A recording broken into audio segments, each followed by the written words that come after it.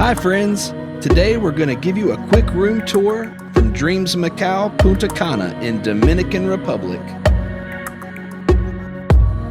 The resort was beautiful and clean. This is room 1128 with a tropical view in preferred building number 1. There was a spacious bathroom with a tub and a shower combination.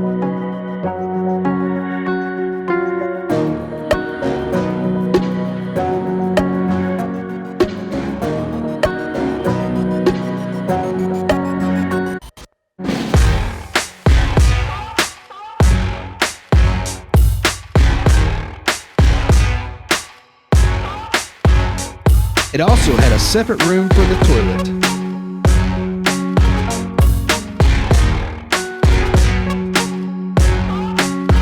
There were 2 closets with space for hanging and for storing suitcases. We requested a crib for our youngest, which you can see here. Our room had 2 beds and a couch.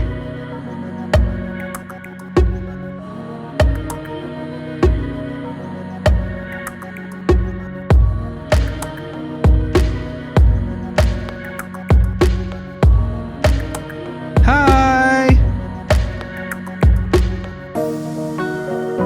The view was incredible from the balcony.